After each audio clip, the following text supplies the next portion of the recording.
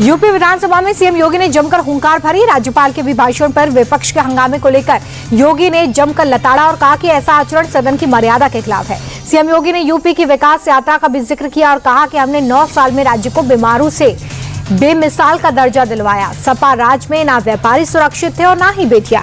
योगी ने कहा कि अब ना दंगे होते हैं ना कर्फ्यू लगता है, यूपी में अब सब चंगा है।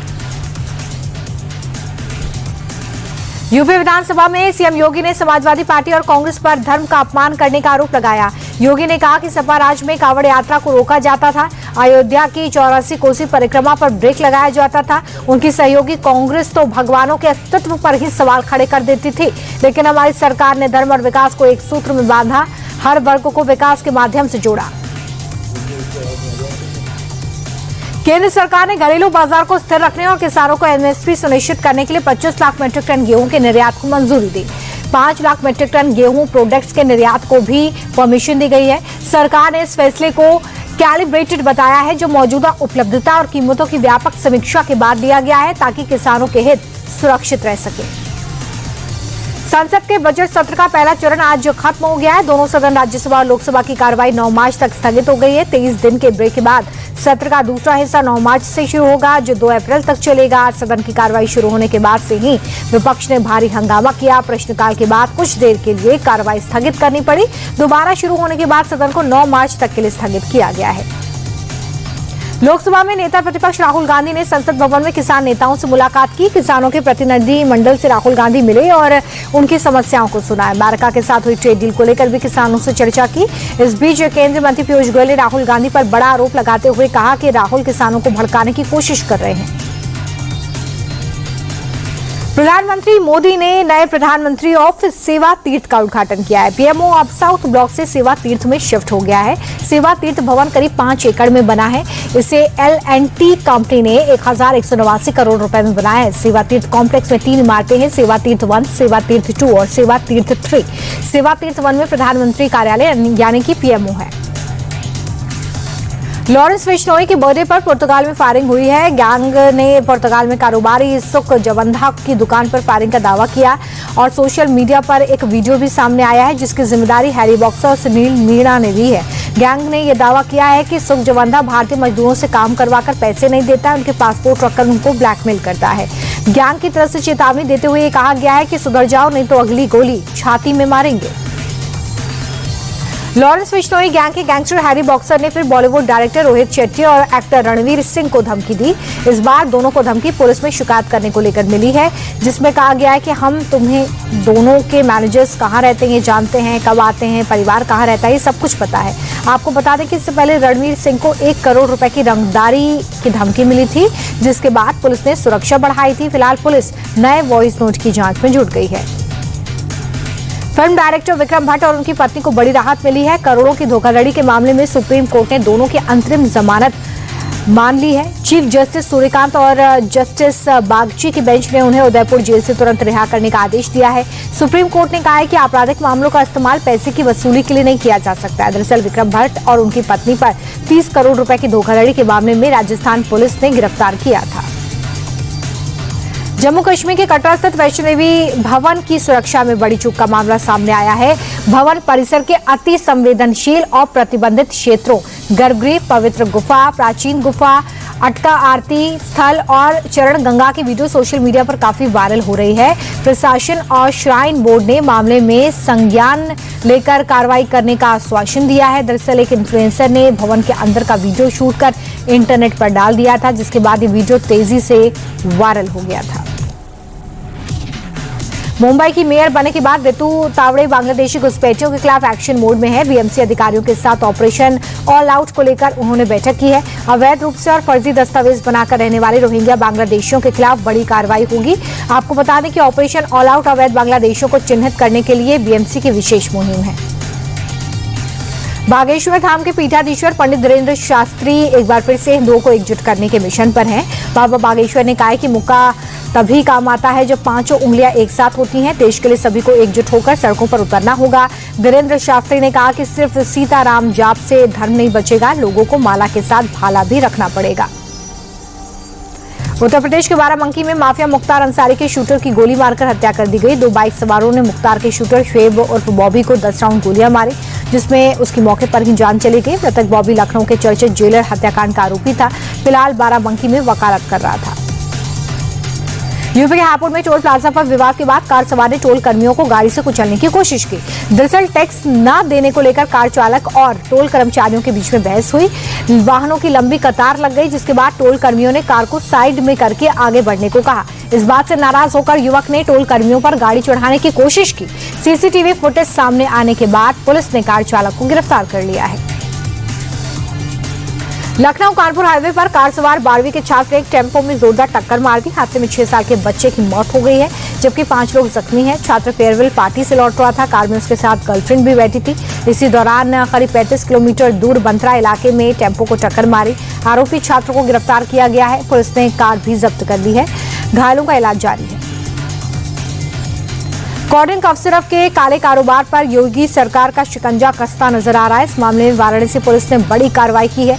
पुलिस ने कफ सिरप मामले के मास्टरमाइंड शुभम जायसवाल के पिता भोला जायसवाल की 28 करोड़ की 5 संपत्तियों को कुर्किया। कुर्की जब्ती का कोर्ट से आदेश आने के बाद पुलिस ने डुगडुगी बजाकर ये कार्रवाई की। वाराणसी पुलिस ने घर के बाहर पोस्टर भी चस्पा किए। यूपी के झांसी में दबंगई करने गए बदमाशों की दबंगई निकल गई है। गांव वालों ने दबंगों को घेर लिया और दौड़ा कर खदेड़ा है। ये वीडियो सोशल मीडिया पर काफी वायरल है। दबंग ग्रामीणों से बचने के लिए फायरिंग करते भी नजर आए। गनीमत रही कि फायर मिस हो गया। फिलहाल ग्रामीणों की शिकायत पर जांच शुरू कर दी गई है।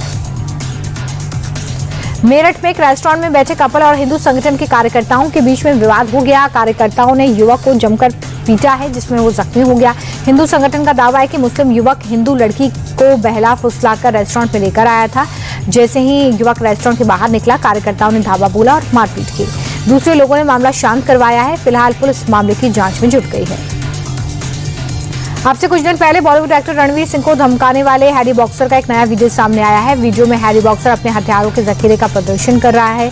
पाकिस्तानी डॉन शहजाद भट्टी को धमकी दे रहा है। इससे पहले हैरी बॉक्सर कई बार पाकिस्तानी डॉन को ऑनलाइन धमकी दे चुका है। महाराष्ट्र के पुणे में देखते ही देखते एक बस आग का गोला बन गई। सड़क किनारे खड़ी इस बस के इंजन से धुआं उठने लगा। अंदर बैठे लोग बाहर निकल गए। देखते ही देखते आग ने पूरी बस को चपेट में लिया। दमकल के पहुंचने तक बस पूरी तरह से खाक हो चुकी थी। मुंबई के लोअर परेल स्थित रेल कारखाने में भीषण आग लग गई। कारखाने में खड़े खाली कोच भी इसकी जद में आ जाते, लेकिन गनीमत रही कि ज्यादा नुकसान उन्हें नहीं हुआ है। इससे कोच में रखा सामान जलकर खाक हो गया है। आसमान में दूर तक काले धुएं का गुब्बार नजर आ रहा है। कड़ी मशक्कत के बाद दमकल की टीम ने आग को काबू में लिया है। पंजाब के जालंधर में एक होटल जंग का अखाड़ा बन गई। होटल के पार्टनर्स मामूली विवाद को लेकर आपस में भिड़ गए और एक दूसरे को जमीन पर घिसटते नजर आए। आरोप है कि इस दौरान होटल के मालिक की पगड़ी भी उतार दी गई, जिसे लेकर पीड़ित ने पुलिस में शिकायत की। सीसीटीवी के आधार पर जांच की जा रही है। उत्तराखंड में बर्फबारी के बीच चमोली में विंटर कार्निवल की शुरुआत हो गई है। ओली में नेशनल स्कीइंग चैंपियनशिप का आगाज हुआ। दुनिया भर से आए चैंपियंस की कुल 17 टीमें हिस्सा ले रही हैं। 300 से ज्यादा खिलाड़ी चैंपियनशिप में पार्टिसिपेट कर रहे हैं। कैबिनेट मंत्री सतपाल महाराज ने इस उत्सव का उद्घाटन किया है। बांग्लादेश में पूर्व प्रधानमंत्री खालिदा जिया की बांग्लादेश नेशनलिस्ट पार्टी की बम्पर जीत के बाद सरकार में 20 साल बाद वापसी होने जा रही है। 299 सीटों के लिए हुए चुनाव में बीएनपी ने 213 सीटों पर जीत दर्ज की है। पार्टी के चीफ तारिक रहमान का प्रधानमंत्री बनना तय माना जा रहा है। 17 साल बाद बांग्लादेश लौटे तारिक रहमान ने ढाका 17 और बोगरा 6 सीट पर शानदार जीत हासिल की है। वहीं जमाते इस्लामी के 11 पार्टियों वाले गठबंधन को महज 68 सीटें मिली हैं। एनसीपी को 6 और निर्दलीय या अन्य के खाते में 12 सीटें गई हैं। बांग्लादेश में 20 साल बाद बीएनपी की सत्ता में वापसी हो गई है। प्रधानमंत्री मोदी ने बीएनपी चेयरमैन तारिक रहमान को फोन कर इसकी बधाई दी है। दोनों ही नेताओं के बीच आपसी संबंधों की मजबूती पर भी चर्चा की गई है। तारिक रहमान के नेतृत्व पर भरोसा जताया गया। आपको बता दें कि चुनाव में तारिक रहमान की पार्टी को 213 सीटें मिली हैं। कारोबारी हफ्ते के आखिरी दिन शेयर बाजार गिरावट के साथ बंद हुआ है। सेंसेक्स 1048 अंक की बड़ी गिरावट के साथ 82,627 पर बंद हुआ है। निफ्टी में 336 अंक की गिरावट दर्ज की गई है। निफ्टी 50 के 45 शेयर्स में बिकवाली रही है, तो वहीं मेटल, आईटी, एनर्जी शेयर्स में ज्यादा गिरावट दर्ज की गई है। ग्लोबल मार्केट की बात करें तो अमेरिकी बाजार में 2% की गिरावट दर्ज रही। एशियाई बाजार में मिलाजुला कारोबार हुआ। बाजार में गिरावट के बाद निफ्टी 50 के बस 5 शेयर्स को ही फायदा हुआ है। Bajaj finance, HR Motors, SBI life insurance, SBI bank और सिप्ला आज के टॉप गेनर्स रहे हैं। तो वहीं गिरावट के बाद कई शेयर्स को काफी नुकसान हुआ है। इसमें हिंडेल्को, हिंदुस्तान यूनिलीवर और एटर्नल आज के टॉप लूजर्स में शामिल रहे हैं। अमेरिकी डॉलर के मुकाबले रुपए में आज गिरावट दर्ज की गई। भारतीय रुपया 3 पैसे गिरकर 90 रुपए 64 पैसे पर बंद हो गया है। ग्लोबल मार्केट में डॉलर मजबूत हुआ है, जिसका असर भारतीय रुपए पर साफ दिख रहा है। लगातार तीसरा दिन है जब रुपए में गिरावट दर्ज की गई है। फॉरेन रिजर्व के व्यापारियों का ऐसा कहना है कि रुपया सीमित दायरे में कारोबार कर रहा है। सोने चांदी के दाम में लगातार उतार चढ़ाव जारी है। सोने के दाम में आज 1209 रुपए की तेजी दर्ज की गई है, जिसके बाद 24 कैरेट सोने का रेट 10 ग्राम का रेट जो है वो 1,54,045 रुपए तक पहुंच गया है। वहीं आज चांदी के दाम में भी बड़ी बढ़त देखी गई है। मार्केट में चांदी के दाम में 6,425 रुपए की तेजी दर्ज की गई। इसके बाद राजधानी दिल्ली में 1 किलो चांदी का भाव 2,42,860 रुपए पर आ गया है। देश भर में एक्सप्रेस वे पर सफर करने वाले यात्रियों के लिए राहत भरी खबर सामने आई है। केंद्र ने टोल वसूली के नियमों में बड़ा बदलाव किया है। दरअसल पहले एक्सप्रेस वे पूरा नहीं होने पर भी लोगों को टोल टैक्स देना पड़ता था, लेकिन अब सरकार ने नियम में बदलाव किया है। एक्सप्रेस वे के चालू हिस्से पर सामान्य नेशनल हाईवे के हिसाब से ही टोल काटा जाएगा। पहले एक्सप्रेस वे पर टोल 25% ज्यादा लिया जाता था, चाहे सड़क पूरी बनी हो या फिर ना बनी हो। नया नियम 15 फरवरी 2026 से लागू होगा। जनवरी में रिटेल महंगाई पिछले महीने के मुकाबले बढ़कर 2.75% पर पहुंच गई है। दिसंबर 2025 में रिटेल महंगाई 1.33% पर थी, जो कि 8 महीनों में सबसे ज्यादा है। मई 2025 में महंगाई 2.82% पर पहुंच गई थी।